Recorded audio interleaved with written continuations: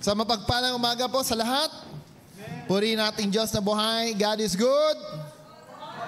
All the time. Purihin ng Diyos sa magandang umaga, maging sa mga nanonood sa kanilang mga tahanan sa mga oras na ito. Kung paano kami napagpala sa presensya ng Panginoon, dalangin ko ganun din at masigit pa na maranasan nyo ang pag-ilos at presensya ng Diyos sa inyong mga lugar. We will continue on the message about empowerment. And again, the first thing that we need to secure when it comes to empowerment is for us to live in accordance to the anointing of the Holy Spirit. And when we speak of the anointing of the Holy Spirit, this is the positioning of God in our life. According to His plan, according to His purpose. I am anointed by God. Sabi mo, I am anointed by God. Positioned to receive His blessing and promises. When God anoints us, He is positioning us to be partaker of His promises and blessing. Do you believe that? Yes. Do you believe that? Yes. When God anointed you, He is positioning you. Why? Because when God positions you, you become a representative of the kingdom. Whatever you do, wherever you are, whatever you are doing, sa buhay mo, sa ugali mo, pananalita mo, in everything who you are representing the kingdom of God. That's why, as a citizens of the kingdom, ang nais po ng Panginoon sa atin ay karapat-dapat din tayo na dalhin ang pangalan ng Diyos sa buhay ng iba. When we represent God to others, we should be carrying not just ourselves, but the spirit of excellence, for we are representing the kingdom of God to others. Kaya po ang Diyos hindi hayaan na tayo po ay hindi pagalingin, hindi ka pagpalain. Because even your body, it is God who gave us the body for us to be rightful dweller of this earth. Ang katawan po natin, ang nagbigay po ng Diyos, ay ang nagbigay po niyan ay ang Panginoon. Amen. Otherwise, without the body, we will become an alien here on earth. Kaya maging ang mga kaaway, ang demonyo, they try to occupy a body because they are an alien here on earth. As long as we live in the body, we are living as a citizen, not just of the earth, but of the kingdom of God. And we are here for a purpose that is to administer the kingdom here on earth. That is what anointing is all about. Positioning according to the purpose of God. That's why, for us to understand the culture of the kingdom, for us to share the kingdom to others, to share God to others, we should be influenced by the language and the culture of heaven. Amen? We should be influenced by the language and the culture of heaven. However, as the Lord Jesus says, many times or most of the time, there are those who are outside who seems to live according to the kingdom. Ulitin ko po. According to the word of Jesus, mukhang yung mga nasa labas ang siyang nakakaranas at nakakunawa about the life of the kingdom. Amen? Sabi ko nga po sa inyo, even in barangay, I observe that when we are called in front to lead our barangay in prayer, in exhortations, hindi mo na kailangan sabihin sa mga tao to stand up, but by their culture, they know how to honor the Word of God. Hindi mo na kailangan sabihin tumayo, kundi sila mismo ay marunong ng tumayo by their own initiative. When it comes to blessing, marami pong marami pong ibang paniniwala or those who are outside of our faith that seems more successful than us. True or not?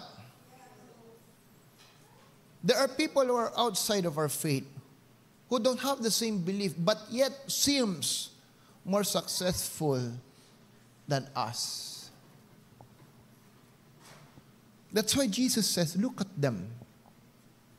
Be friend with them. Follow what they're doing right. You want me to prove that? Do you want me to prove that even Jesus saw that people who are outside seems living more according to the kingdom than those who are inside his house? Let's open in the book of Luke chapter 16.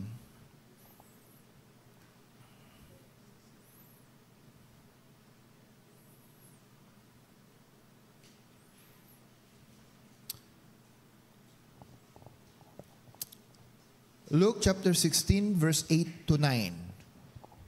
Mayroon ba diyang, ayan, okay ha? Let's read it. Okay? Let's understand the context of the message.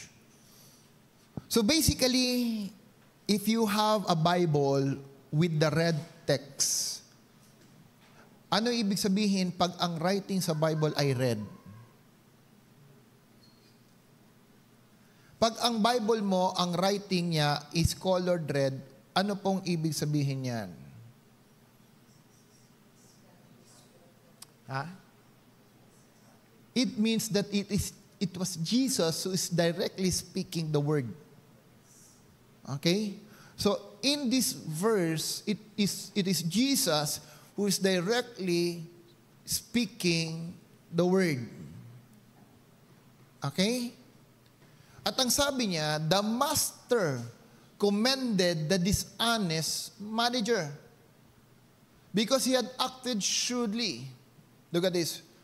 For the people of this world are more shrewd, are more knowledgeable, are more wise. The people of this world are more wise in dealing with their own kind than are the people of the light.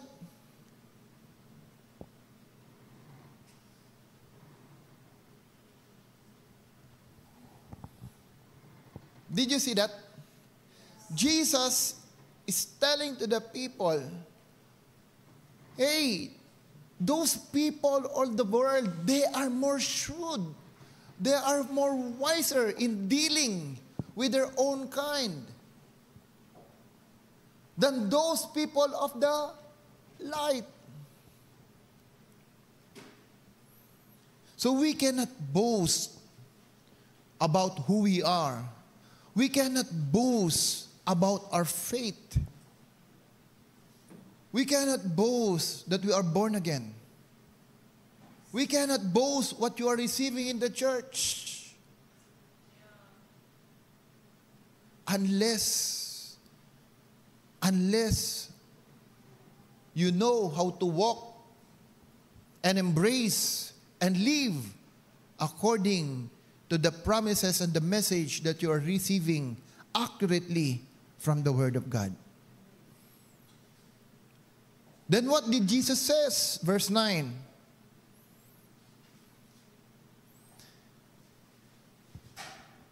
I tell you, use worldly wealth to gain friend for yourself. In other translation, ang sabi po dyan, my disciple, I tell you to use wicked wealth to make friends for yourself. Be friend with them. Learn from them. Know what they are doing right. Pero tayo minsan, ang turo, do not associate with them. True, the Bible says, bad character corrupts good conduct. But it doesn't mean na iiwas ka sa kanila. It doesn't mean that you will avoid them. Because our very purpose is to disciple the nations. to reach and teach them about the message of Christ. However, the reason why we cannot come out and preach the gospel is because we are not equipped.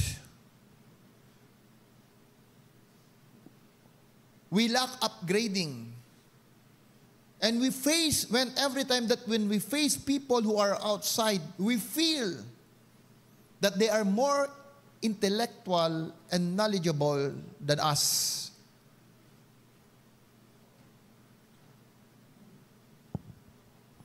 Do you know the reason why sometimes we don't want to speak people who have higher stature or status than us? Tayo po naniniwala na malaking kinalaman ang mga taong nasa paligid natin in your success. True or not? And you will never be successful kung ang lagi mong kasamang tao is ka-level mo lang.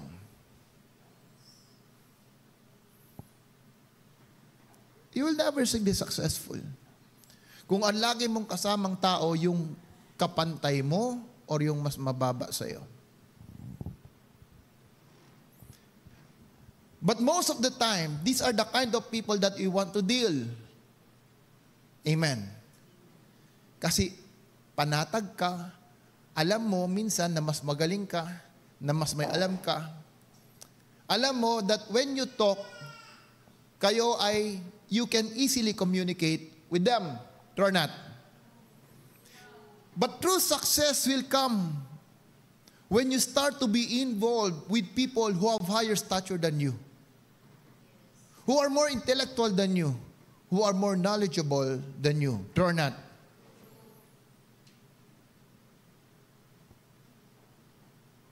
But sadly to say, we lack that kind of confidence to face such people because we know deep in ourselves that we don't know what to speak to them. Sabi nga ni Pastor Wilbert, tanggapin na natin, mas maraming tao or mas marami doon sa higher places, mas magaling sa'yo, mas matalino sa'yo, mas mayaman sa'yo. If that is the case and that is the truth, how can I influence them? One thing, make sure as a citizens of the kingdom, when you come out to the world, you are more knowledgeable in the Word of God than them. You have more wisdom and understanding of the Word of God than them. Because when you do, even though they are richer than you, scholastically they are more knowledgeable than you, but yet they will find such wisdom that will attract you to them because they need that wisdom that you carry. Amen? Kaya po mahalaga that we soak ourselves in the upgrading and equipping and the study of the Word of God. Pero po nakakalungkot, naturingan, born again, saved by the Lord, pero ang pag-aaral ng salita ng Diyos, we don't give an importance. When you come out to the world, you don't present your riches, your blessing, your life to the people. Matthew 28 is very clear, instruction from God. Go to the nation, disciple them, teach them what? Everything I taught you. Teach them the wisdom of heaven. Teach them the wisdom of the kingdom. Everything that I taught you, teach them. Amen? Not who you are. Hindi yung ikaw, yung kabaitan mo, yung panalangin mo, yung kagalingan mo. No. Yung meron ka, yung yaman ka. No, that's not how to influence them. Teach them the way God is teaching us. Teach them according to the pattern and principle of the Word of God. Because God also knows that these people in the higher places, they understand the world system more than us. Amen? They are more intellectual than us. They have more riches than us. But when it comes to the Word of God, they should see the richness of the wisdom and the knowledge of God in our life. That's why God sent forth the Holy Spirit as a governor of the kingdom. Be filled by the Holy Spirit. Be led and empowered by the Holy Spirit. Why? Because the Holy Spirit, as the governor of the kingdom, is entitled to build us, to teach us all the culture and the knowledge of the kingdom. Every time I take the exam, even though I studied, I ask the Holy Spirit, give me the spirit of remembrance. I pray and ask the Lord, Lord, I pray. Kaya ang challenge ko sa sarili ko, and I challenge everyone, Friday was the first day the exam is being sent to us. And I challenge myself, I will take the exam every Friday. No matter what my score, because I want to be dependent in the Holy Spirit. I don't want to just be dependent upon my knowledge and my strength. Ang sama ng tingin ni Ate Mike sa akin. Challenge yourself. Challenge yourself. I also teach my children, kila Kale, kila Lemuel, kila David, every come to the exam. Minsan sabi ni Lemuel, Dad, I failed. Tama ba? Mayroon nga ba? Mayroon na minsan, no? Isa lang. Immediately I ask him, did you ask the Holy Spirit to lead you? I want to be able to be conscious that in everything that they are doing, the Holy Spirit should be the one leading them. Without the Holy Spirit, without relationship with the Holy Spirit, your life will never be changed. The Holy Spirit is the governor who will convict us, who will teach us, who will lead us according to the purpose of the Lord. He's the one who are with us now. He's here right now. Jesus is seated at the right hand of the Father while the Holy Spirit is with us right now. But how do you deal with the Holy Spirit? How do we entrust with Him our life? Todo-todo na.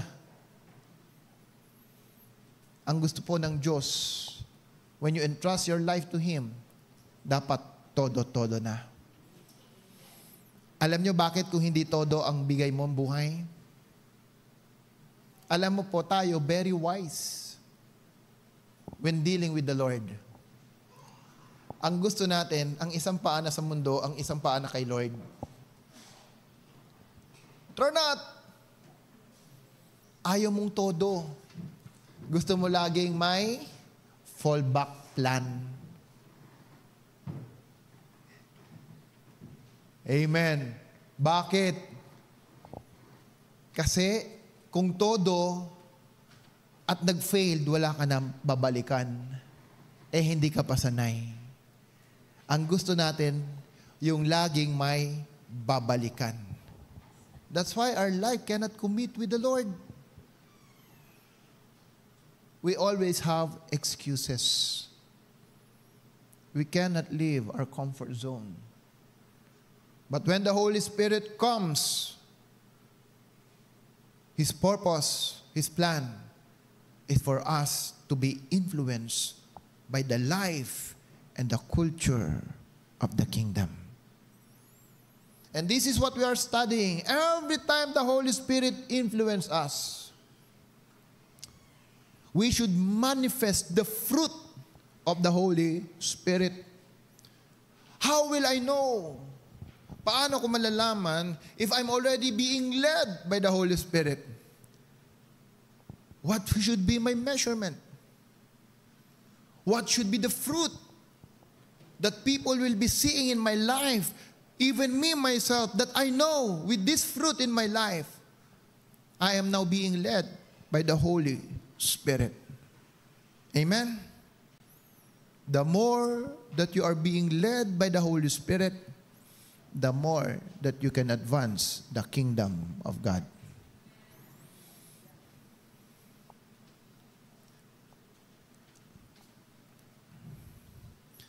Sabihin na natin ganito. Kailan ba yun? Naglaro kami ng, I think last Wednesday, naglaro po kami ng golf. Kasama ko po yung kuya ko, yung aming Korean friend, at mayroong nag-join sa amin na isa, I think he's a manager of DHL. We played. Magaling. Magaling siya. Meron siyang palo na makikita mo talagang perfect, maayos. But most of the time, many times, yung kanyang laro, it's not also good. It's not also good. But he is good in some ways of playing it. At habang kami naglalakad, sabi ko sa kanya, mahirap maging muscle memory kung hindi ka muna conscious what is wrong. Ulitin ko. Muscle memory, when you speak of muscle memory, ang ibig sabihin niyan, yung consistency ng katawan mo na hindi mo na iniisip, but automatically ginagawa ng katawan. Amen? Sa mga instrumentalist, alam mo yun, sila Kuya Sham, sila Kuya Jason. I do believe pag yan tumugtog, hindi na nila iniisip yan eh. Tama ba? Kumbaga, nandoon na yung kamay nila na kusang, kung ano yung kakantahin mo, key of G, pupunta sa G yan. Key of F, pupunta sa F yan. C, pupunta yan. Pero kung ikaw walang alam, at yung family chords pinag-aaralan mo pa, pag sinabi nila, key of G, hahanapin mo, saan ba yung G? Puposition mo yung kamay mo. Hindi automatic yan. Or not. And you cannot correct yourself unless, this is my understanding, kung alam mo yung posture ng family of chords. You have first to memorize it, bago yan maging habit mo. Or not. Kung hindi mo alam yan at kung ano-anong pinagpipindot mo dyan, you will have a wrong habit. So in the same way, nung kami po ay naglalaro, sabi ko sa kanya, maganda ang palo mo, but you are not conscious on what you are doing wrong. Hindi ka conscious. Sabi niya, bakit? May mali kang ginagawa. And most of the time, yung mali ang siyang na-execute mo, hindi yung tama. Alam mo, sabi niya sa akin, mahirap talagang walang nakatingin. And after I told him about his mistake, yung sumunod at succeeding game niya, naging mas maayos kaysa before siya nagtanong. People of the Lord, most of the time, masyado tayong mayabang tanggapin na wala kang pagkakamali. That's why the principle cannot operate Because we think that what we are doing is right.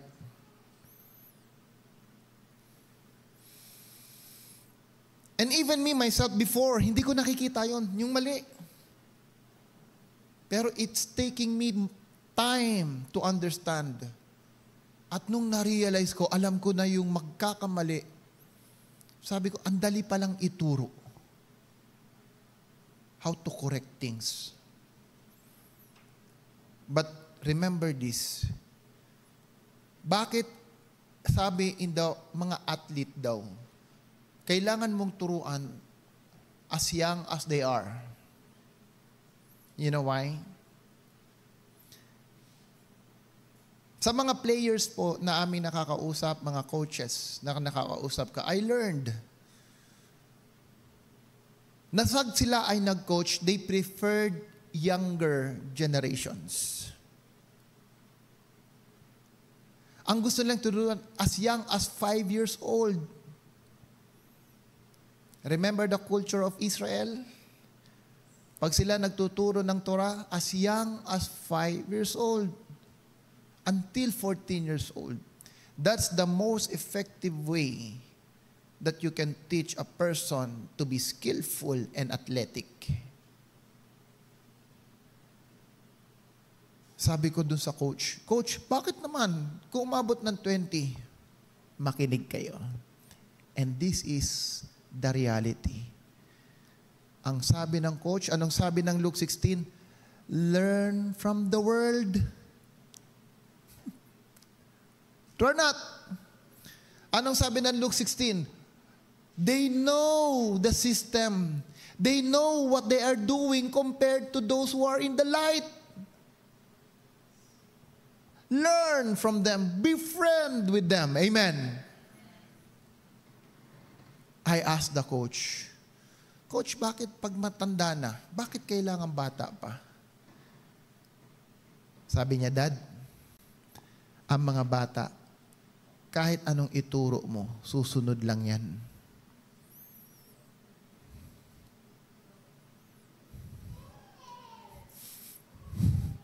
Sino yung mga 20 years old and above dyan ha? Sandali lang. Susunod lang yan. Naalala nyo ang Israel? From 20 years old nga ba? Down. They will enter the promised land. Yung 21 years old, they are trained warriors already. They are trained. When you come at the age of 21 in Israel, you will be trained as warriors of Israel. Amen.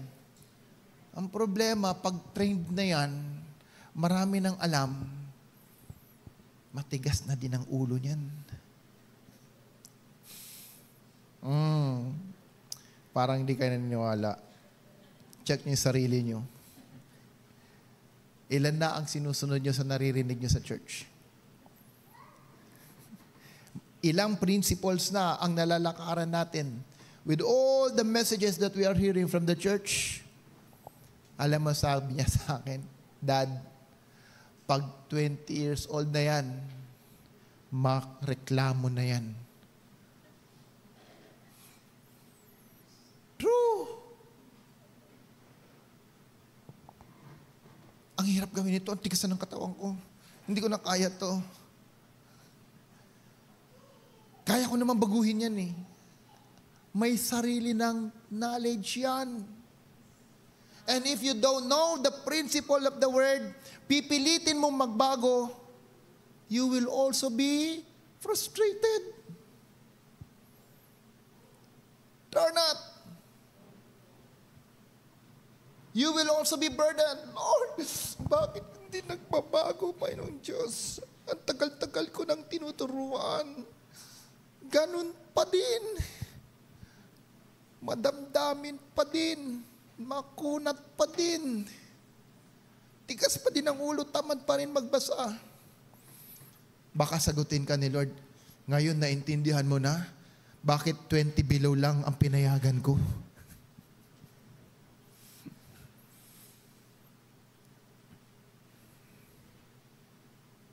That's why God says, I will make a new covenant. Because the old covenant seems not perfect. May kulang sa old covenant. The law is not able to bring my people to the promised land. Amen. I want to have a better solution. I want to establish a new promise, a new covenant, not by the blood of the bull nor the goat, but this time by the blood of the Lamb, by the blood of my Son. Why? Because the moment that blood will be shed to the world, they can have access with the Holy Spirit. Amen? That's why the Bible tells us the glory that Moses have fades away.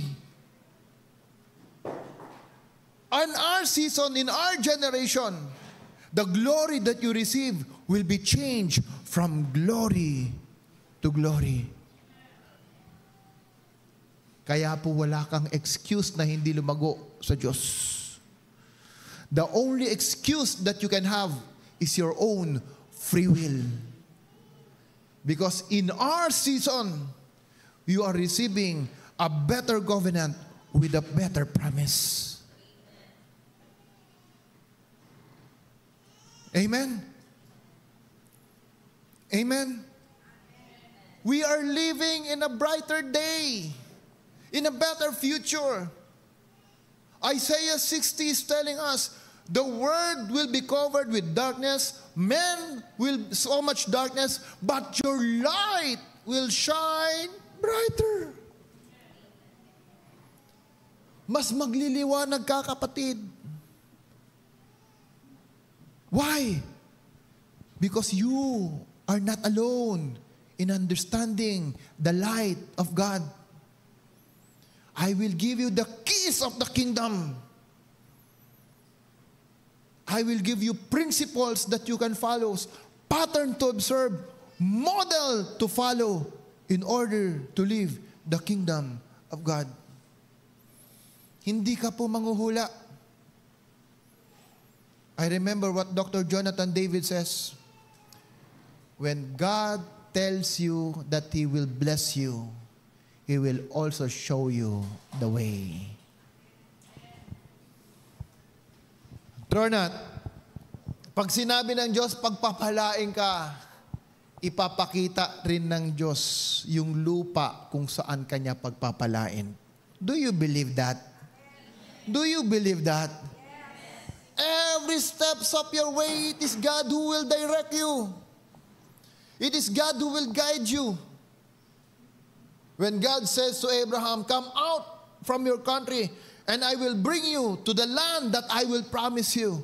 God knows the land. God knows where to bring Abraham and his generations. Amen.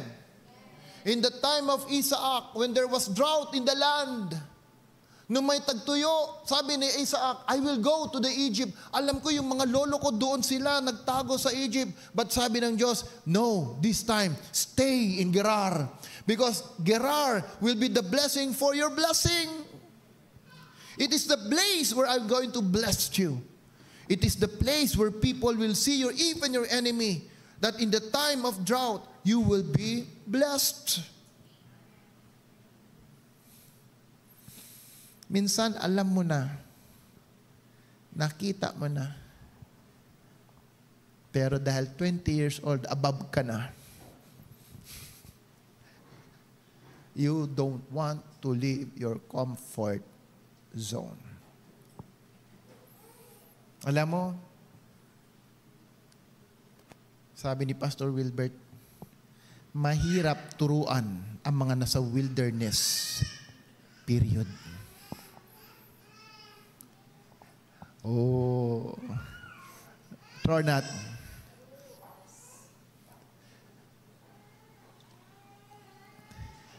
Pag nasa wilderness ka na, tingnan mo ang bata, pag yan makulit, nakakatuwa. Pero pag yan ay 20 years old na, nakakayamot. Kaya sabi ko kay Ate Lay, sa mga bata, mahaba pasensya ko dyan. Pero sa matanda, wala akong pasensya dyan. Bata yan eh. Ano magagawa mo? Tornad, nasa na ako, wilderness? Alam nyo, one thing I realized, pag ikaw nagkakaedad, ang hirap na makinig. Liti ko, parang hindi nyo narinig eh. Lord, help me makapasok sa message. No? Pag ikaw nagkakaedad, ang hirap ng pumasok, ang hirap makinig. O baka ako lang yun, kayo masarap pa rin makinig. Ha? Alam niyo po yung apis, yung aming masteral, may notes ka na, makikinig ka pa. Ako wala akong problema pag ang teaching is general. Ang dali kong maintindihan. Pero pag medyo historical na yan at may mga important informations, terminologies, alam niyo ba yung mga ganyan? Yung Greek word, may mga location, may mga pangalan, nice scene, mga ganun. Medyo nag-automatic shutdown ng brain ko dyan eh. Pero it doesn't mean that I will stop. Alam niyo po, mayroon kami isang lesson, 1.5 minutes ata, 1.5 hours ata, no? 1.5 hours. Akala niyo kayo lang. 1.5 hours, every 15 minutes, nagbre-break ako. Every 15 minutes, nagbre-break. Kailangan ko mag-break. Why? Kasi pag hindi ako nag-break, nag-auto-shut off yung isip ko. Sa ganong information. Wow, grabe ka ha. Nag-auto-shut off ka na kaagad. No wonder, dapat 1 hour lang tayo. Kaya nahulog siguro yung cellphone mo. 15 minutes lang ba yan? Ito po yung revelation na tinanggap ko. Kaaral ng apis. Imagine ninyo gaano katagal akong natapos yung 1 and 45 minutes. Kahit sa kotse, nakikinig ako. 15 minutes lang talaga itatagal. O nga, mga 20 years old above na kayo, no? Kaya nga, sabi ni Lord, I will give you the Holy Spirit. Kaya naman, no? Binigyan na nga tayo ng katulong ni Lord, eh. Diba? Yan, excuses na naman. May narinig ako kanina. Basta hindi maganda result ng exam ko. Bakit? Hindi kasi ako nagbasa. Siyempre! Talagang hindi maganda result mo, hindi ka pala nagbasa. Anong ginawa mo? Nakinig lang ako. Kaya ka nga may notes. Ba't ba ako napunta dyan?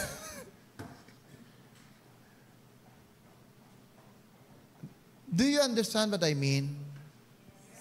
God is giving you something to measure yourself.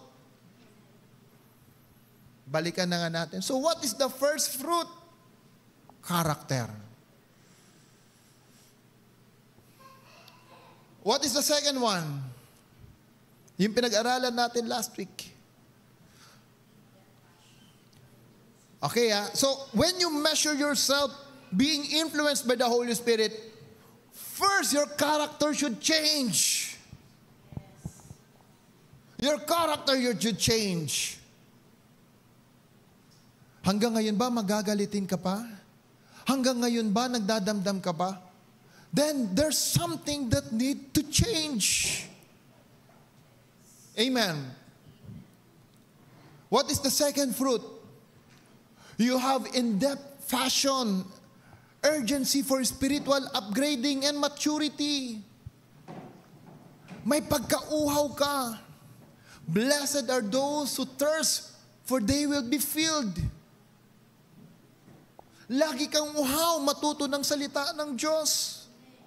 Lagi mong hinahanap ang salita ng Diyos para i-meditate, basahin, because you need to grow in wisdom in the Word of God. So ito po yung mga measurement. For you to understand, am I filled and led by the Holy Spirit? Alam niyo po yung karakter, kahit ayaw mo may matinding conviction na nangyayari sa puso mo, gusto mo magalit pero hindi mo na magawa. Gusto mo magtampo pero pipiliin mo yung katotohanan. Ano yung pinapagawa ng Diyos? Amen.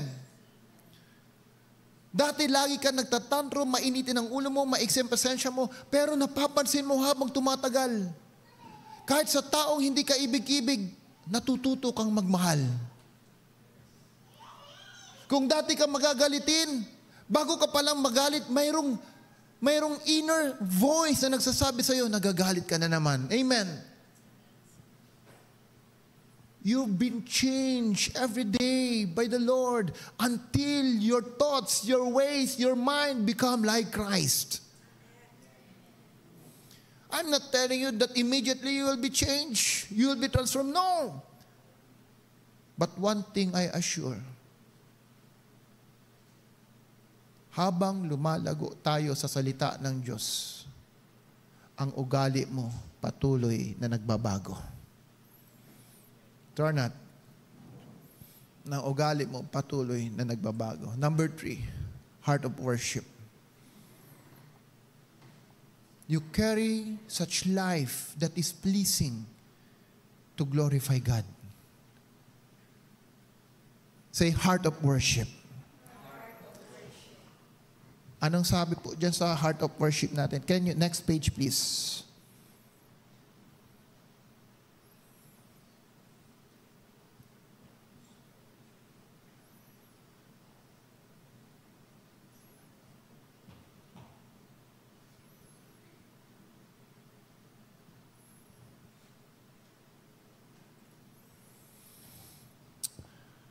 Acts 2:47, praising God and having favor with all the people in the Lord was adding to their numbers day by day those who were being saved. Doon sa mga linigtas ng Diyos, what do they carry? They love to praise God. They love to worship the Lord. And what is worship is all about? Next please. Worship is more than an act. Let's read. Worship is more than an act. It is a lifestyle. Buhay mo, hininga mo ang pagpuri sa Diyos. And every time I hear the word worship, it always brings me to the book of Zechariah. At ano sabi po ng Zechariah? If my people will not go up to the mountain and worship me, there will be no rain. I repeat, if my people will not go up to the mountain and worship me, there will be no rain. So what worship can do to our life? It nourishes our life. Alam niyo po, pag walang ulan, ang isang lupa, tigang, hindi po yan magiging productive. It will never be fruitful. Amen. Ang isang tigang na lupa, hindi mo kailanman matataniman. Alam niyo po, kung kami po ay nasa Baguio, I realize one thing when the Lord says, I will bring you to a land where you will not water it. It is God who will water the land. Inisip ko, paano po mangyayari na ang Diyos ang magtutubig sa mga pananim na hindi na nila kailangan diligan.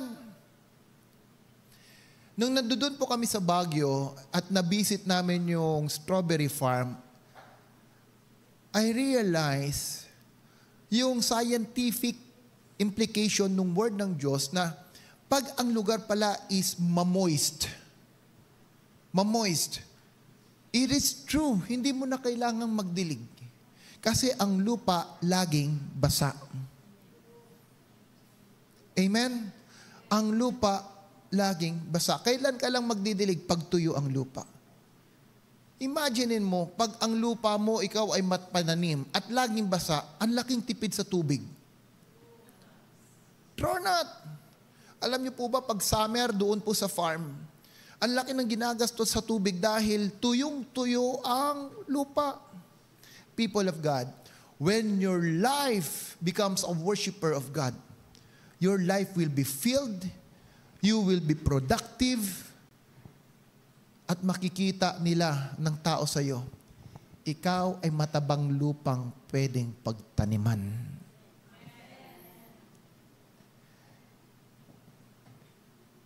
That's why you become a person of influence. Pag mataba kang lupa, people will come to you and plant seed in that land. Amen. You don't need to tell people, come here, dito kayo magtanim, dito kayo, no need. Why? Because they can see that fruitfulness in your life. Tingnan mo ngayon katabi mo, sabihin mo, matabang lupa ka ba? Huwag niyong tingnan sa katawan, ha? Spiritual yan. Tingnan mo ang kanyang pagmumuka. Sa mukha pala malalaman mo na matabang lupa yan eh. True not? Pag ang katabi mo laging sandamakmak ang mukha, naku, hindi matabang lupa yan. Sabi mo uli, matabang lupa ka pala.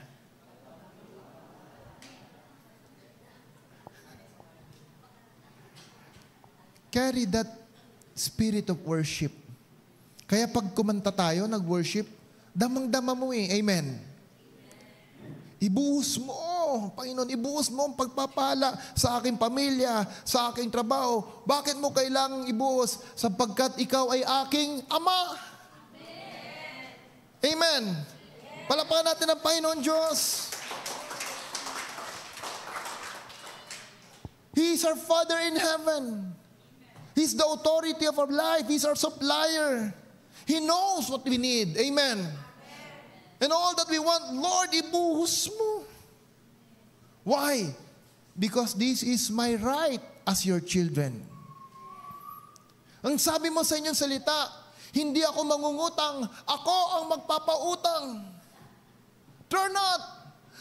Lord, bakit ngayon puro pa rin ang utang? Kasi ayaw mong angkinin. You have to embrace the promises that hindi ka habang buhay mangungutang. What do you want to live with your generations? Utang? Sabi ni Miles Monroe, kung ikaw lumaki sa pamilya na hindi ka pinagpala ng lupa, huwag mong hayaan na ikaw ay umalis sa mundo na wala kang lupang pagpapala sa pamilya mo. Because property is a blessing that start with Abraham. You will be the head and not the tail, says the Lord. Amen. Ikaw ang ulo, hindi buntot. Kaya pag nag-exam ka, lagi ang tingin mo, I am the head. 70% ang passing, I can do 90%. I will do 100%. That's my challenge. I am the head and not the tail. Amen. Hallelujah. That is worship is all about. Carrying the spirit of excellence. In everything that you do, you carry the spirit of excellence. Kaya bago pa lang kumanta, pinagpala ka na. Kaya habang kumakanta, lalo kang pinagpapala, mas matindi ang impact ng kanta sa buhay mo. Ikaw ang aking Ama. Dibuhos mo na, Lord. Todo-todo na, Panginoong Diyos. Because I do believe, whatever word that you release, you are watching over your word. Ako po naniniwala, ang sinabi ng aking Ama sa langit, whatever the promise na sinabi ng Diyos, binabantayan niya yan. Binabantayan ng Ama ko sa langit kung ano yung pangako niya na pinahawakan ko. When somebody prophesy to us, you will have your own lot, you will have your property. Hindi nawala yung steering na yon. Hinanap namin yung property na yon. You will have the business that you want. Hindi nawala yung business, hindi nawala yung steering na yon. I keep moving and moving to possess that business and property until the time comes that it is God who provide the business. It is God who provide the property. Because God knows that you believe. Prophecy are for the believers. Remember this. Prophecy are for the believers. Remember, people of God, the word of the Lord, the Bible is the book of prophecy. The Bible itself, it is a book of prophecy. And God is telling us, it is for the believers. Do you believe? Do you believe? Because if you believe, your life will never be the same. The old is gone, the new has come.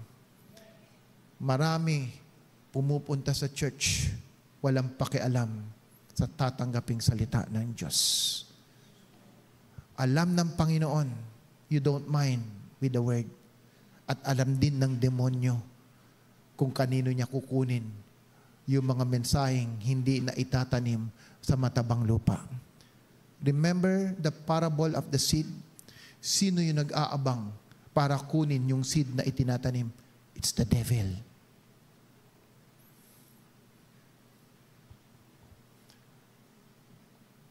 You will live a life of worship. Say, heart of worship. Number 4. That's why when you live a life of worship, you will live a highly favored life. You will live a highly favored life, both divine and natural. Sabihin niyong highly favored. Ano ba ang Tagalog ng highly favored? May, ano bang highly favored? Tagalog. May pabor. Meron kang pabor sa Diyos. When you know how to live a life of worship, grabe ang pabor mo sa Diyos. Have you seen my servant Job? You will be a man identified in heaven. Nakita mo ba yung anak kong si Job? Anong sabi ng demonyo? Kaya ka lang naman wino-worship yan, kaya lang naglilingkod dahil pinagpala mo, tanggalin mong lahat. Sabi ng Panginoon, sige, kunin mo yung kanyang pamilya, kunin mo yung kanyang ari-arian. Huwag mo lang siyang gagalawin. Nawala ang pamilya niya, nawala ang yaman niya. Pero patuloy na nagpupuri si Job.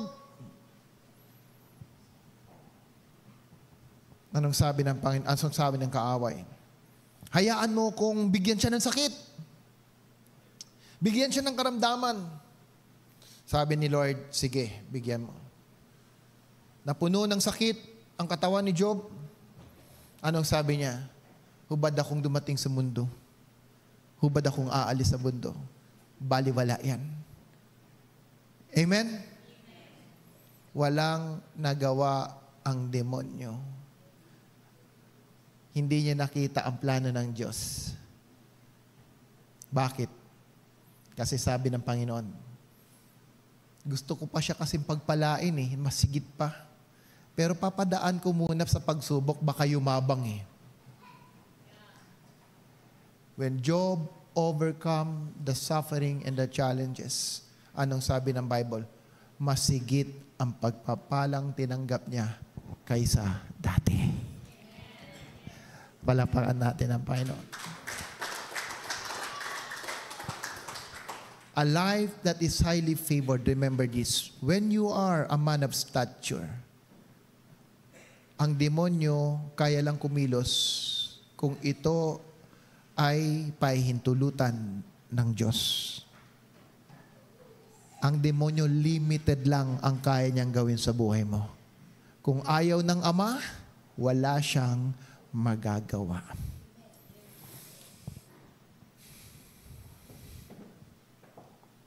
People of God, you are created by God with so much favor in life.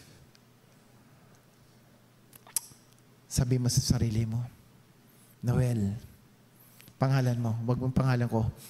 Sabi mo pangalan mo, Noel, you are highly favored.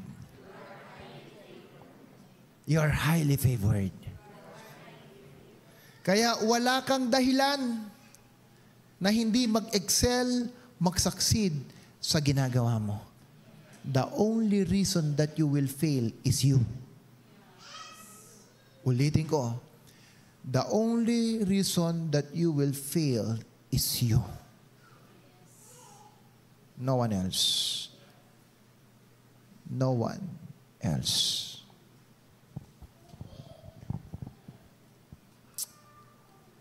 Acts 2:47. Praising God and having favor with all the people. Hallelujah. And the Lord was adding number day by day those who were being saved. Alam mo, pag ang church po natin nakita po ang buhay ng bawat isa, you are highly favored. Magbantay ka na because people will start coming in. Amen? Makikita nila mga BNCGC Church, buong pamilya, umaattend, masaya. BNCGC Church, mag-asawa, parehong sumasamba sa Panginoong Diyos, kasamang anak. People will see you coming in the church. Don't you see, even God is watching over us? You carry such model in life that God cannot also resist. I need to bring more people into them. I need to bring more people into them. Why? Because God sees that we are walking according to His will. Kaya po yung mga empty chairs, huwag nyo ipanalangin yan. Pray for yourself. Pray for ourselves. Keep walking according to the principle of the Lord, because when God sees that we are doing right, it is God who will also bring the right people in our midst. Kaya we should always obey the culture of the house. We should understand the visions of the house. As a family, understand your purpose, your function as a son in the house and as a son in the kingdom. People should see how we move according to the kingdom principle. Next.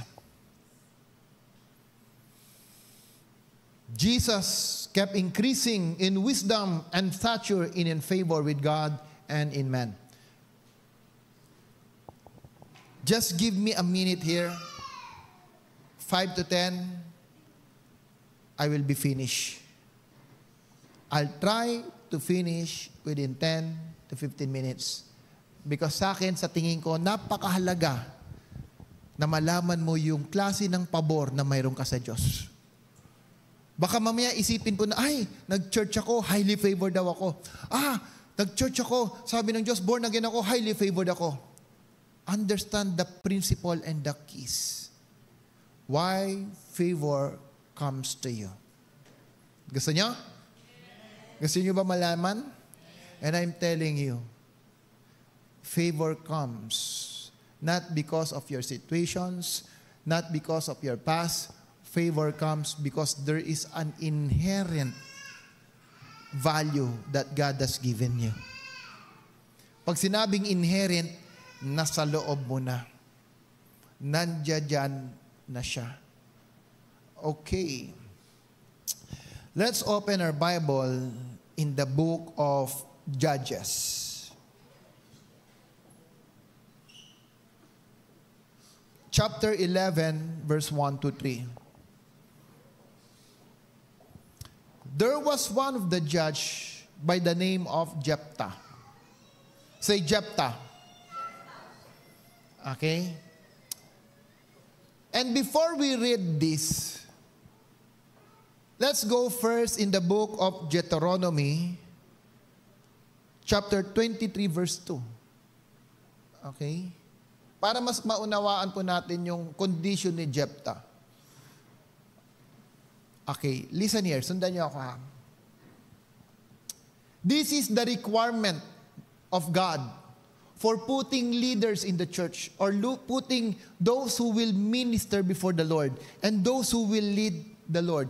Whether you are a priest, you are an elder, or you are a king. Okay? And this is the requirement. No one born of a forbidden marriage nor any of their descendants may enter the assembly of the Lord, not even in the 10th generation. Not even in the 10th generation. That's why when Tamar conceived her child from Judah, yung kanyang pong father-in-law, it was an illegitimate conception of a son. That's why, based on the law, they need to wait 10 generations before God can appoint a king in Israel, and that was David, not Saul. It was David based on the original plan of God. So, 10th generation. Pag ikaw ay na-conceive illegitimate sa harap ng Diyos, you cannot be a leader, you cannot be a head. Clear? No one born of a forbidden marriage, nor any of their descendants may enter the assembly of the Lord. Now, going back to Judge, basahin po natin. Judges 11, verse 1 to 3. Let's go back to Jephthah. Ang pinag-uusapan dito is highly favored. Amen. Highly favored. How can I receive favor from God and favor from man? That is the case that we would like to bring out in this topic. Paano ba ako magkakaroon ng pabor sa Diyos? Paano ba ako magkakaroon ng pabor sa tao?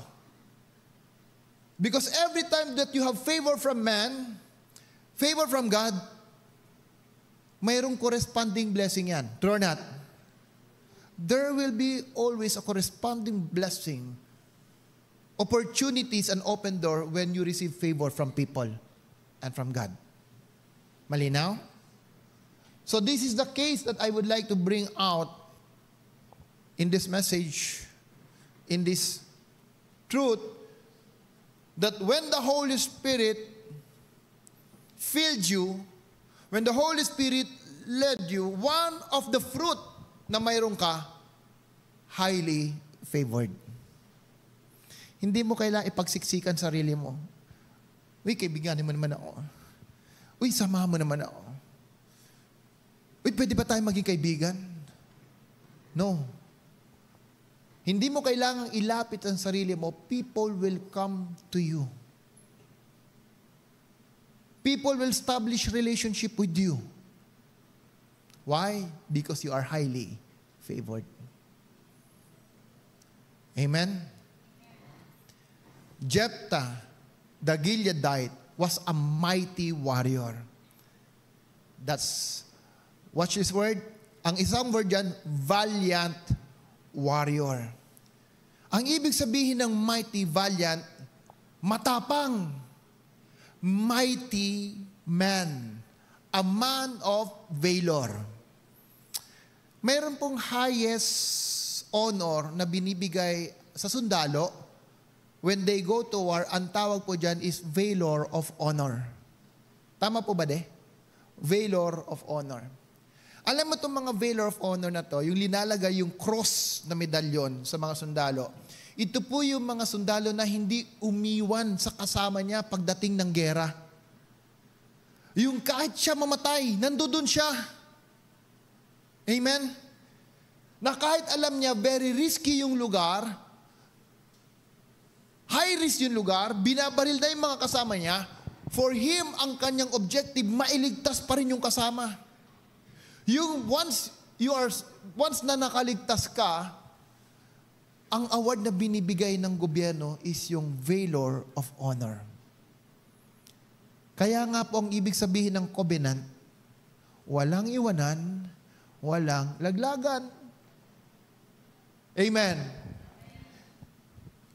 This is who are the people God is raising in the church. Men who are valiant, they are warriors, mighty men. Amen. Kaya nga nakakatuwa ang ating worship team. Mayroon silang monitoring ng attendance. Kung sino yung dumating ng maaga, sino, anong oras dumating. Anong oras ba dapat nandito? 5. Minomonitor. Yung mga wala, minomonitor din. Magandang tignan, but I pray dumating sa panahon that even though you don't monitor it, you are already living by it. Amen? Sa simula, okay yan. Because there's a saying, they don't respect what you don't inspect. I repeat, they don't respect what you don't inspect. So that's okay. But I think as you mature and grow in the Lord, also the monitoring will also mature. Amen? Mas maganda yung magko-copy, yung malilate, magpa-Starbucks. Mas masarap yun. Tapos yung wala, 100 lagi. Pag wala ka 100, wala 100. Naku, walang a-absent dyan. Sabi ni Rem, are you a mighty warrior? Are you a mighty warrior? Are we a valiant warrior of God? Now, look at this. He was the son of a harlot. Yan ang problema. He was born illegitimate. And Gilead begat Jephthah judges. Yung ayaw ko yan. Yung isang translation. AKJV. May iba bang translation? Yan. His mother was a prostitute. Look at the situation of Jephthah. Although he was a mighty warrior, he was a valiant warrior, his mother was a prostitute. Illegitimate. And what did Deuteronomy says? You cannot be a leader. Amen. You cannot be a head and part of the assembly. True or not? Verse 2. Sundan nyo. Gilead's wife also bore him sons, and when they were grown up, they drove Jephthah away. Anong mararamdaman mo? Pinalayas ka ng pamilya mo. Ina-accuse ka ng pamilya mo. Pinipersecute ka ng pamilya mo. What will you feel? Uma-attend ka ng church, sasabihan ka ng magulang mo, hindi ka naman nagbabago, nandiyan ka pa rin. Pwedeng huwag ka na lang mag-church. Mas mabuti pang hindi ka nag-church. Sure not. Hindi ko pa rin makalimutan yung statement, mas magandang mag-asawa ka na lang or mabuntis ka kaysa ka na sa church.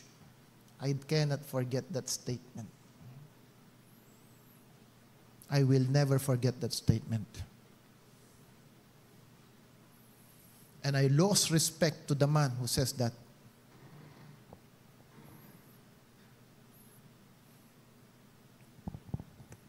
You can fight with man, but you cannot oppose God. You cannot fight with God. Until you learn how to humble yourself, you will never get my respect.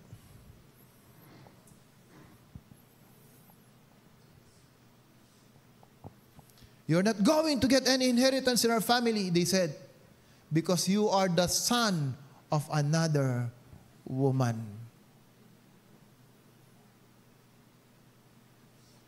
Amen? Janine, anong pakiramdam? Ginagawa mo ng tamang trabaho mo, pero pinapalayas ka. If you don't know your purpose, if you don't know who you are, if you don't know your value, you will lose your vision. And many lose their purpose in life because they were in an environment that always questioned their identity.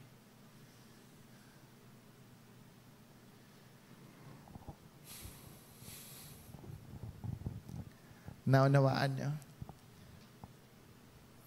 What did Jephthah do? Continue, verse 3. Jephthah fled from his brother. Sige, ayaw niyo? Alis na lang ako.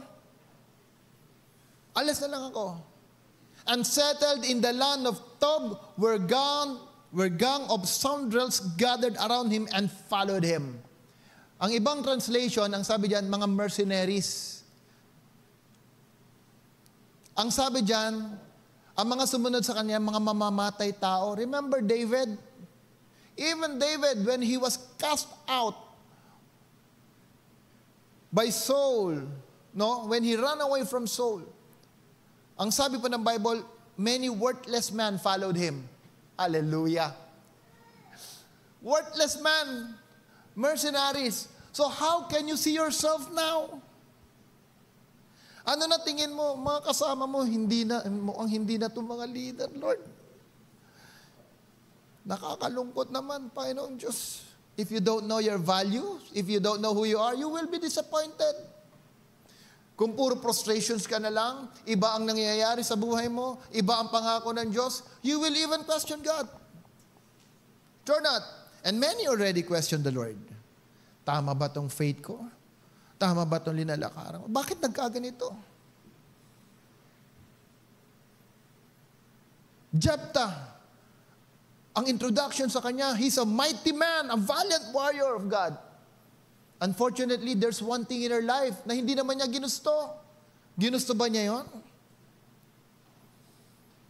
No.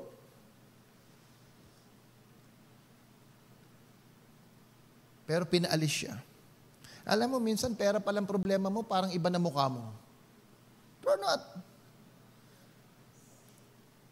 Pera palang problema niyo, parang, hallelujah, nawawalan yung pagka-Diyos natin. Pera pa lang yan. Simpleng bagay, we always lose our temper. Hindi ka pa pinapalayas.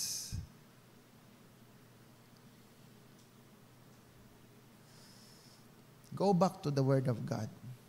Observe the people who succeeded in the Word of God. And you will know, there's so many things that you yourself are doing that is not abiding to the promise of God. Pinaalis. You know what? God wants to promote you. God wants to lift you up. In the same way that God wants to bring back Jephthah in a position. So what did God do? Verse 4. Sometime later,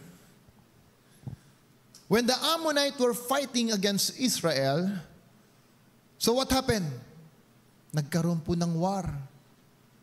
The elders of Gilead went to get Jephthah from the land of Tob. And what did they say to Jephthah? Verse 6, come, be our commander so we can fight the Ammonites. Hallelujah. Pagkatapos nyo kong palayasin, pagkatapos nyo kong itaboy, nagkaroon ng gera. Teka lang, mayroong valiant warrior dyan eh. Mayroon tayong kasama dati, pinalayas nyo. Kausapin yung mga elders, hindi sasama yan sa mga normal na tao. Yung elders ang sabihan nyo. Anong gagawin? magmakaawa kayo kay Jephthah. Tell him, see, these are not ordinary people. These are the elders of Israel who went after to Jephthah and tell Jephthah, hindi ka na namin palalayasin. You will now become our commander.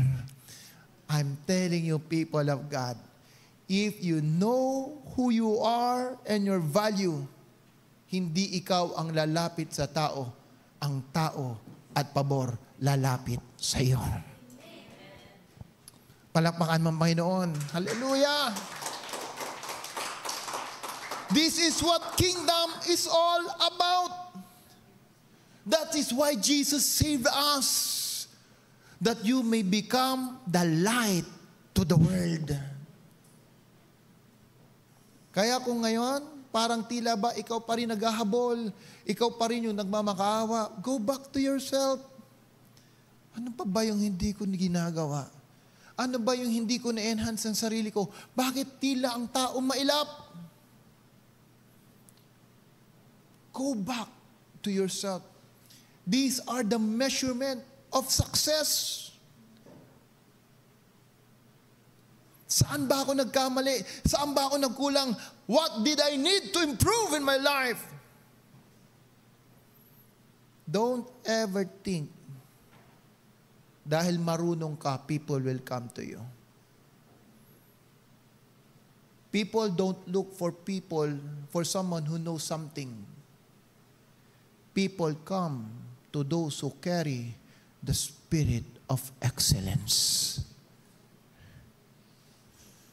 You carry something that not an average people carry. You have something in your life that they don't see every day from others.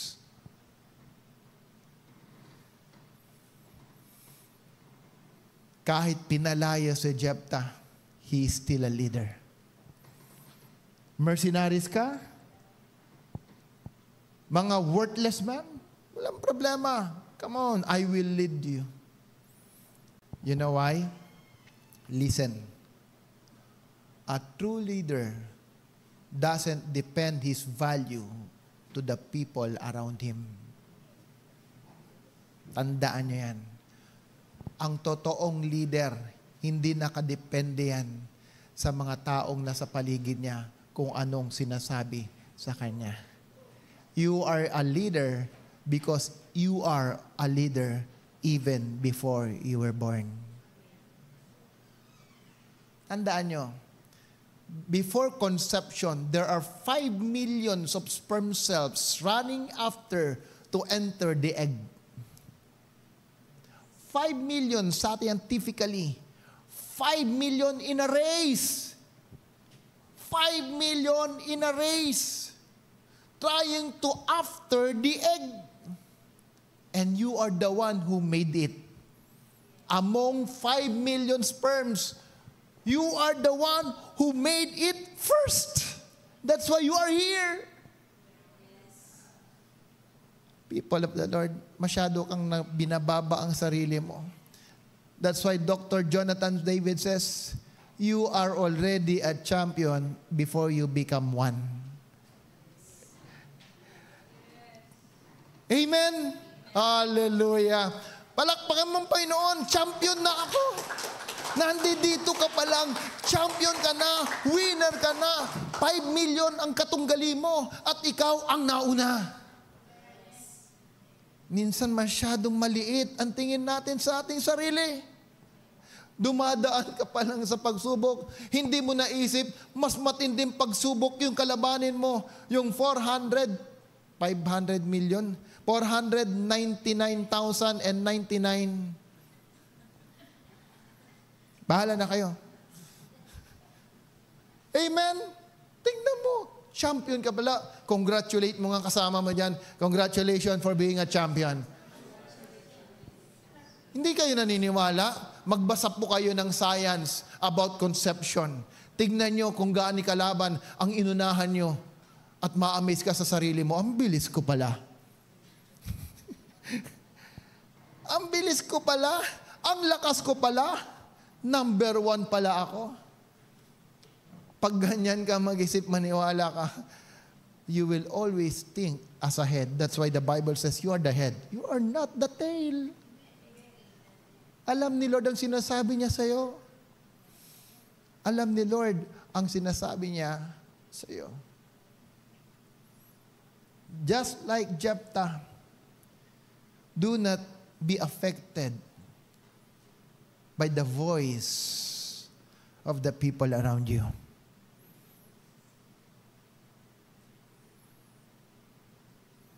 Write this down. If you want to be successful, do not look for success.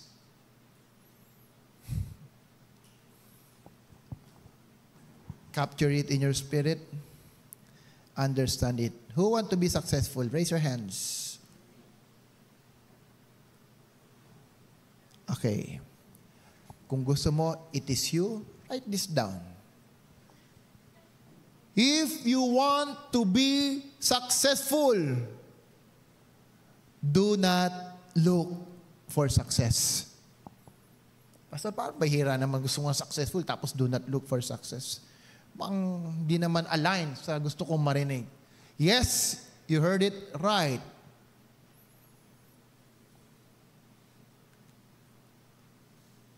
Malinaw? Do not look for success. Instead, be a person of value.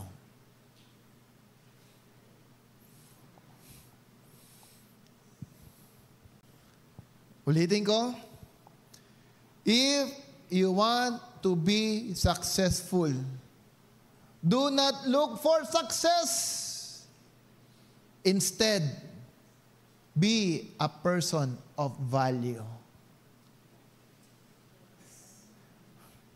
Jephthah did not ask to be a commander. In fact, he doesn't have a good childbirth. But because he has a value, people come after him. Tayo, puro riches, puro prosperity ang tinitignan. But we don't look at ourselves. What's your value? How do you value yourself?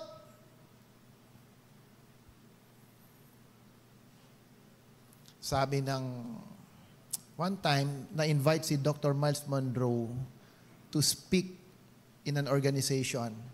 And he will be paid in the amount of $10,000 US. $10,000 US.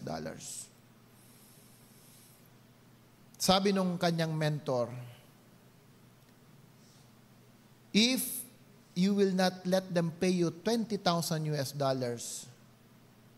you will lose my respect.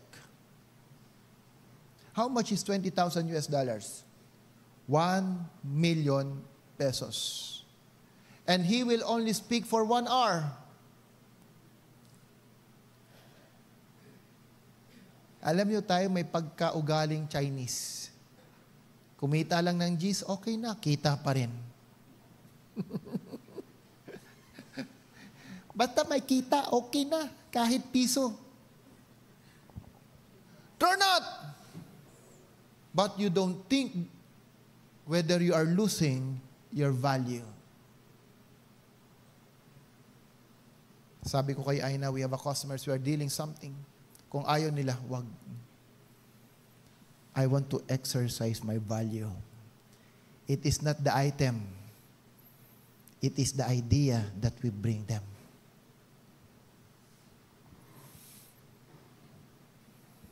A person of value is indispensable.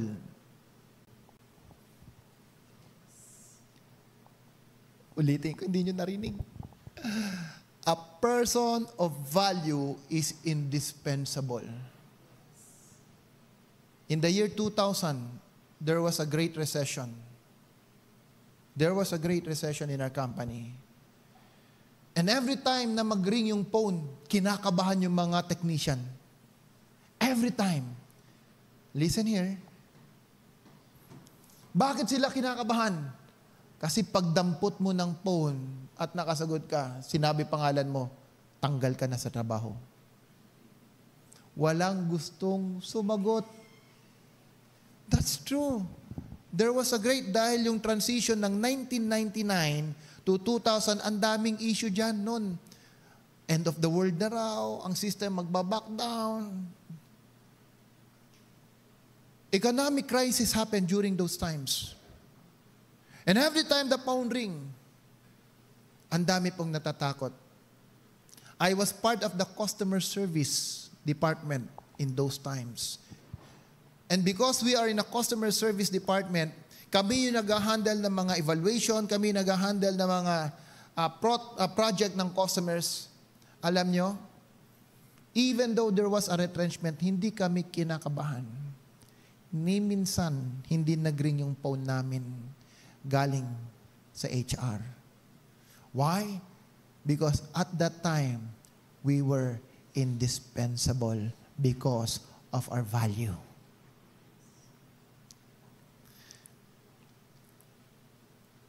Sino yung kinabang mga technician? Why? Kasi hindi pwedeng tanggalin yung mga engineer na nakaposisyon. Because they are the one leading the people. Kung technician, maraming technician na mas mababa sweldo sa'yo. Pwede kang palitan anytime. Yung trabaho na ginagawa mo, kaya ng iba yan. True or not? So, think of something that you become irreplaceable. Think of something na pag inalis ka sa kumpanya mo, mapipilayan ang kumpanya. That is a person of value.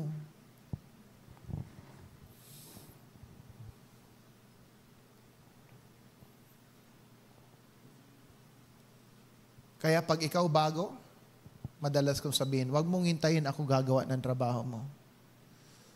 Because if I do it, meaning hindi na kita kailangan. Because what you are doing, I can also do it. True or not? I can easily teach someone to do what you are doing. You cannot boast anything. Understand? A person highly favored by God and by man carries such value in their life that no other else carries. That's why we are uniquely made by God.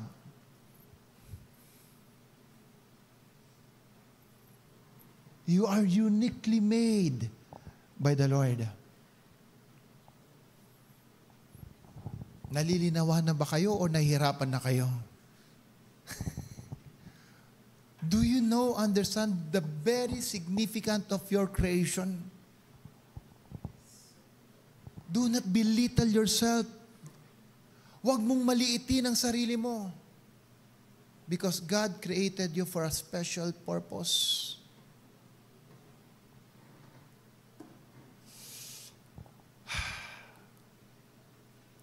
Write this down. As authority is inherent,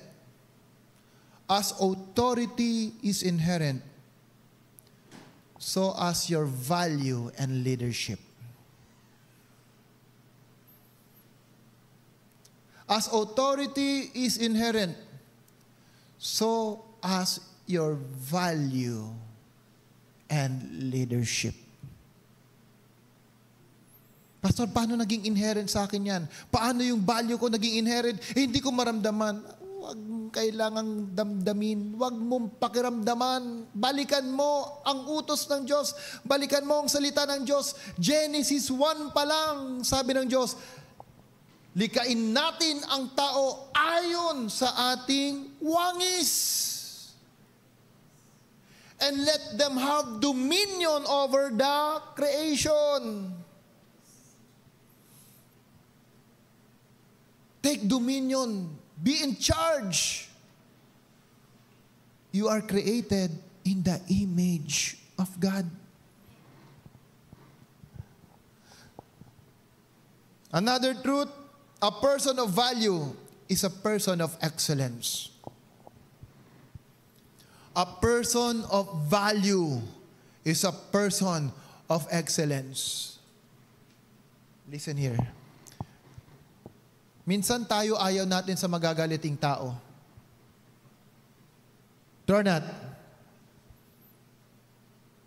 Ang tapang-tapang naman niya. You know, a true visionary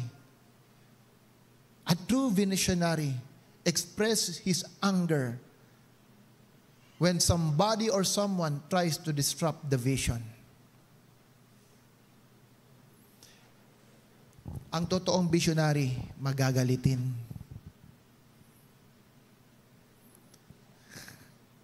When Jesus saw the temple at naging bentahan ng mga commodity ang templo, nagalit ang Diyos. You're making my Father's house a house of den. That is vision. It's all about.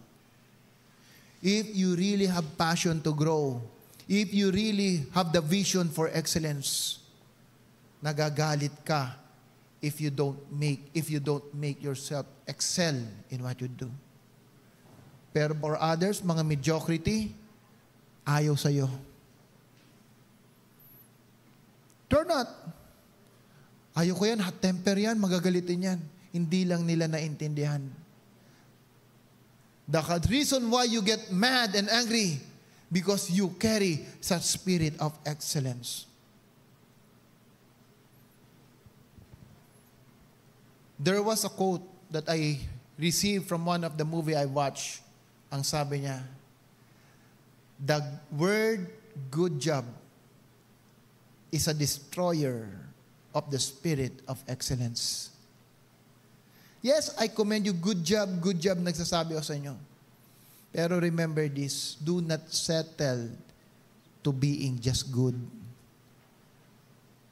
Excel. And when I mean excel, understand your value. Establish your value. Build your value. Ayaw kong iwanan kayo na hindi nyo ito naunawaan. Ayaw kong iwanan kayo na sinasabi nyo, Pastor, excellence, I am a person of value because I want to be a man highly favored by God and man. I want to finish it now so that you will know what to do after this. Genesis chapter 2 verse 5. Genesis chapter 2 verse 5. Now, no shrub had yet appeared on the earth.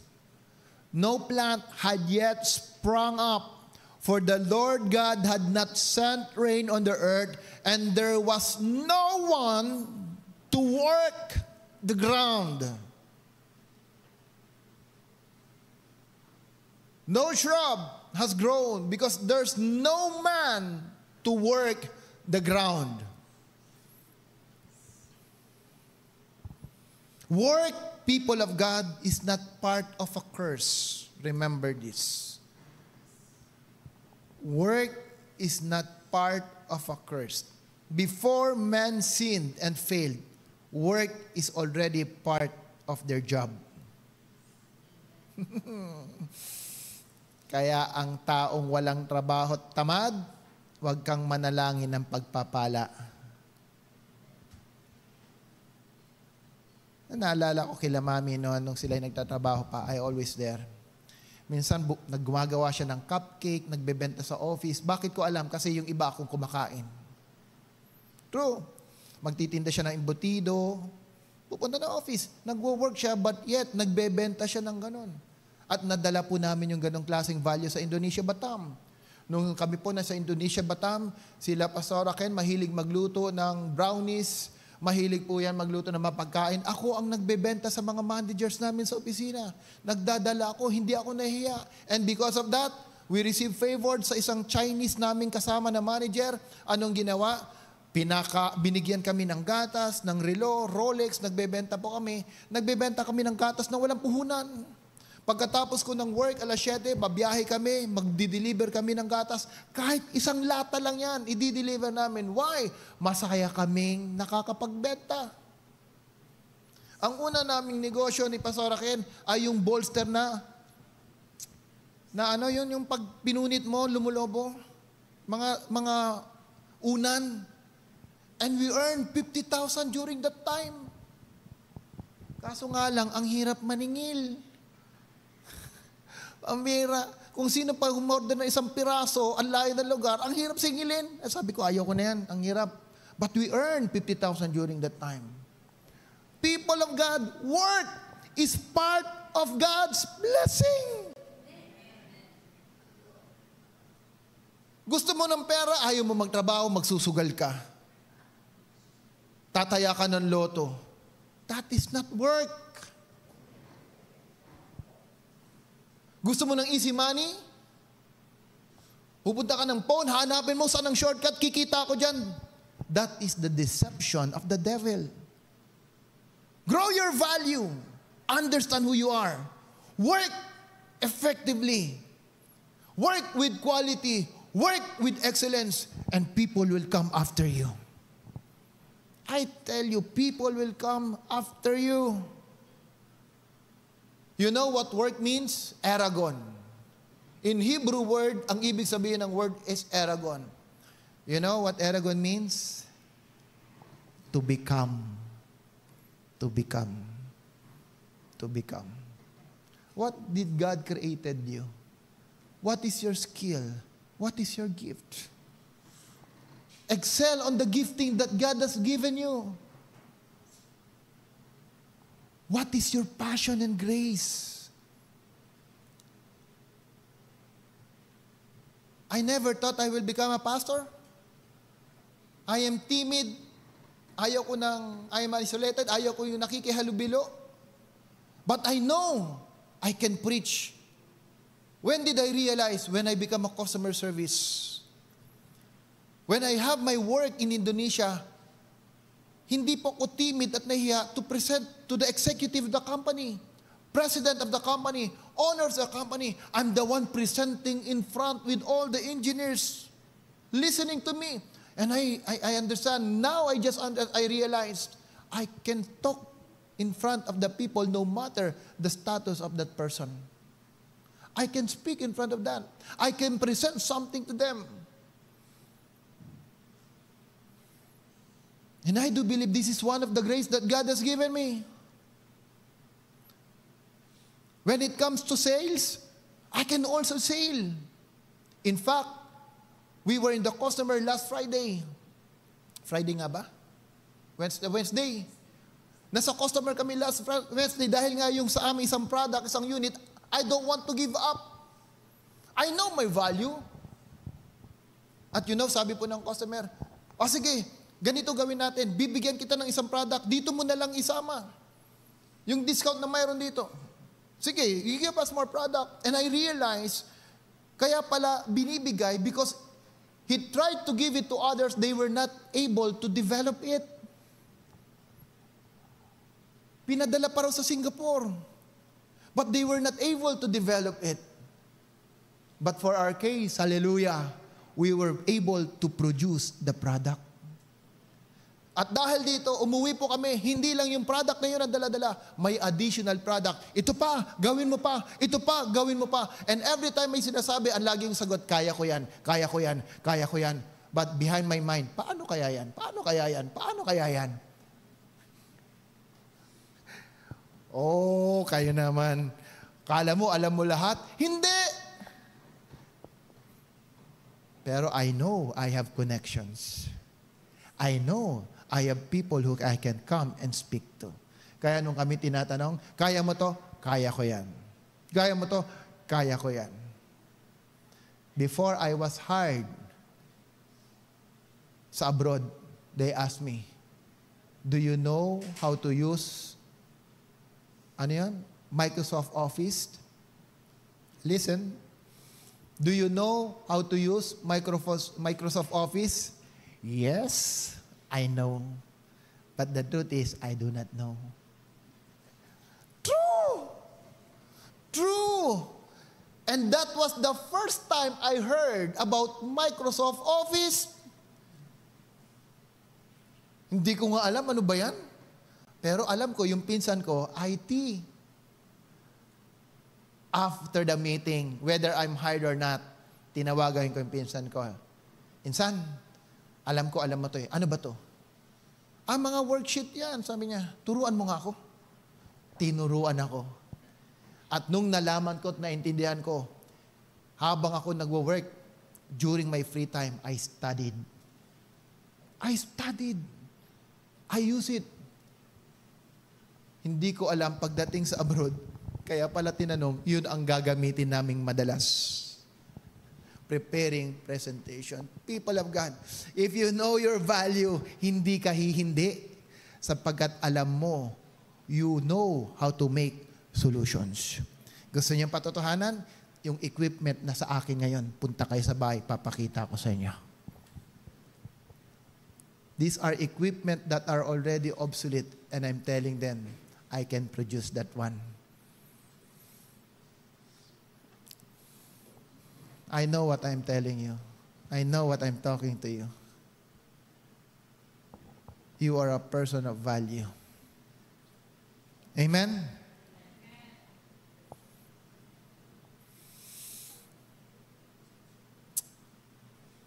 Bibilisan ko na. Okay lang? Okay lang? Truth. The value of the seed is in its fruits. The value of the seed is in its fruits. Kaya ka lumalapit sa puno, hindi dahil sa puno, but because of the bunga. Amen. Ulitin ko, dali, makinig kayo. Kaya ako lumalapit sa puno dahil sa bunga, hindi dahil sa puno. Ang punong walang bunga, kailanman hindi mo lalapitan.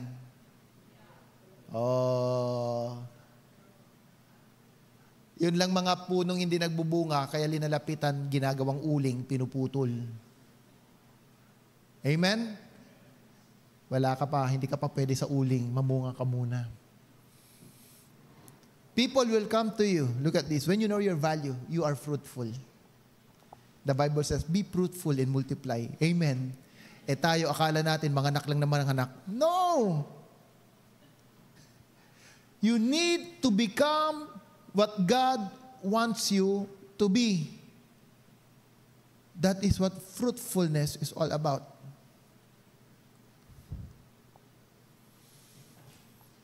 Now, this is a problem. Listen. Sa Egypt, sa pyramid, may nakita isang buto nakasama doon sa libingan ng Pharaoh, ng isang king. And that seed was 4,000 years old nung nakita nila. Hindi tumubo. Makinig. Pero nung nakita nila, itinanim. Nung tinanim, nag-produce ng pinakamalaking mga corn sa Israel. After 4,000 years, it grows. What's the reason? What's the reason? What's the reason? Apis. Anong question? Anong sagot mo? After 4,000 years na nandoon siya, hindi siya tumubo. Pero nung natagpuan, it grows. What's the reason? Environment. 4,000 years, the seed is waiting for the right environment. At nung naitanim, it grows. Amen. Are you in the right environment for your value? Are you in the right environment to be fruitful?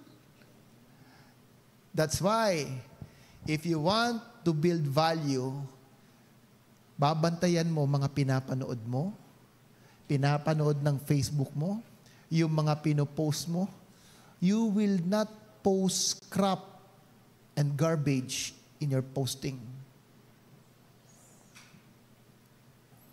Binabantayan mo yung tinitignan mong mga videos. Binabantayan mo ang kaibigan mo. Binabantayan mo ang pinakikinggan mo. These are the environment that you should take care. You will watch over your friends. Sino ba mga kaibigan ko? Sila ba nakakabigay sa akin ng pataba for me to grow? O mga mistulang sa tingin ko, mga marites lang at tolits that cannot contribute to my growth. These are the environment that you need to check. Amen? Don't pray.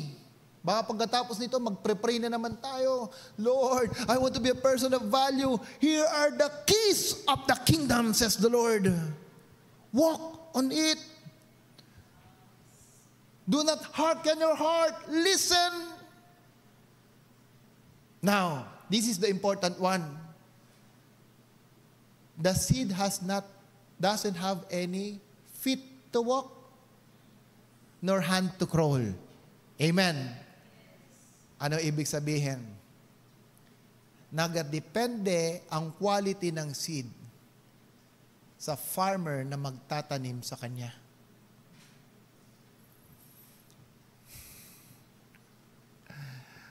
Hallelujah.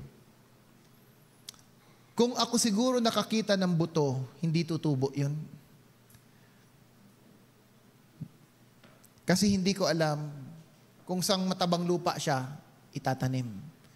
Pero sa isang accurate and expert farmer, buto pa lang, alam na niya kung anong lupa ang kailangan.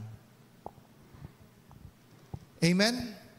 Nung kami po nagtatayo ng dragon fruit sa Batangas, may nagtanong sa akin, Noel, conducive ba yung area para lumago ang dragon fruit? Medyo nahinto rin ako and I asked myself, tama ba tong decision na to? Tama nga ba yung lugar na dapat pagtaniman? And since nandun na, we already decided, ano pang sagot ko? Tama po yan. Pero yet, here we are. Kung ano-anong in-experiment nung una, ano bang combination ng lupa, anong kailangan gawin, we also learn, we educate ourselves. Pumunta kami ng Bulacan, we were trained, kasama sila Gene Ward, kasama yung mga tao, para alam namin kung ano ang gagawin. Hindi po yan hula-hula, pupunta ka doon. Sabi kasi, hindi natin alam kung conducive. Kurabababasi, karababashandirabayande, hallelujah, hallelujah, Lord, bless this one. 1,500 poles yun. Imagine mo kung isa-isa mong ililay hands dahil hindi mo alam paano magpalago. My people are destroyed because lack of upgrade yourself. That's why, who is your farmer? Who holds you in the hands as a seed? Dr. Miles Monroe says, there are poor person in his life. Listen, in the kind of status and stature na mayroon si Dr. Miles Monroe, I was amazed na sinabi niya, mayroong 4 na tao sa buhay ko who can easily say to me what I'm doing with my wife and my children. These people, sabi niya, they can easily tell me to stop my ministry and I will stop. Jesus' ministry is not by His own alone. Jesus' ministry was guided and led by the Father in heaven. The apostles will never be apostles without Jesus guiding them and leading them. Timothy, Titus, Luke, they will not able to write the book in the Bible without Paul mentoring them. People of God, who holds you as a seed in their hands? Who is that farmer who knows and understands where to plant you? Even in the business, no matter how rich Bill Gates is, gaano man kayaman si Bill Gates, nandiyan dyan lagi si Berkshire. Sino yan? Sino may-ari ng Berkshire?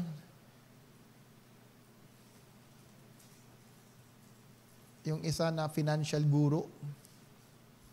I forgot the name. He has a financial advisor. Even Bill Gates. Michael Jordan, who's the mentor of Michael Jordan, ang father niya.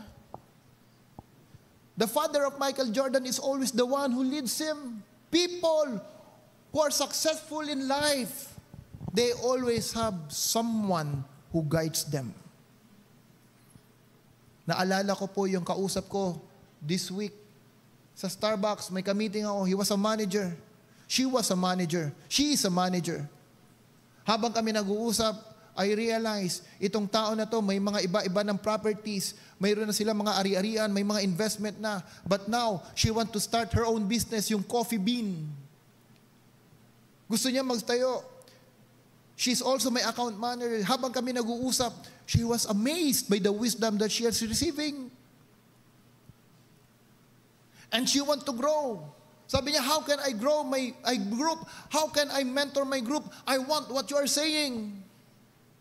Biruin mo, a person who is already successful. Sabi niya, can you mentor me? I told her, let the relationship grow. Hindi ko siya kilala. First time we met. First time kami nagkita, and she's already in that position whom I can say she's already successful, but yet, she understands the importance of mentoring. Can you mentor me? Sabi niya, makulit po ako, mas mabuti yan. Matanong po ako, mas gusto ko yan. Sa susunod, pwede ko bang dalhin yung jowa ko? Kahit ilan pa yan. And I showed sa leaders yung pinost po niya. I'm not making it up. But you know the problem is familiarity. Pag masyado ka ng familiar sa tao, you don't take importance of what you are hearing. Understand the principle of the seed. You cannot do it by yourself. We cannot do it by ourselves. I have my mentor. And they acknowledge I am their mentee. I know what to do with my mentor. I know how to honor my mentor. I don't just call them to be a mentor because I know the word of the mentor. No. My mentor, I have relationship with them. I acknowledge them. I honor them. If you know how to establish mentorship in your life, I'm telling you, it will bring you to the next level of your life.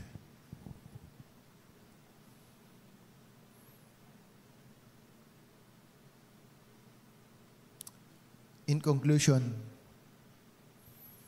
every problem is a business opportunity. Every problem is a business opportunity. Every challenges is an opportunity for promotion. Ulitin ko. Every problem is always a business opportunity. Every challenges is always an opportunity for promotion. Without Goliath, David will never be a king. Without imprisonment, Joseph will never be in the palace.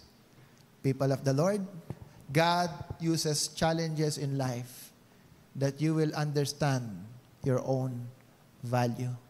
Look for problems. Look for challenges. Find an opportunity and think what your value is and be the man of solution. Father, we thank you, God, for the day. We thank you for your word. And I pray, O Lord, that as we truth has been revealed to us, Lord, one of the fruit of the Holy Spirit that you are building in our life is that we become a person of value, a person highly favored by you and highly favored by men.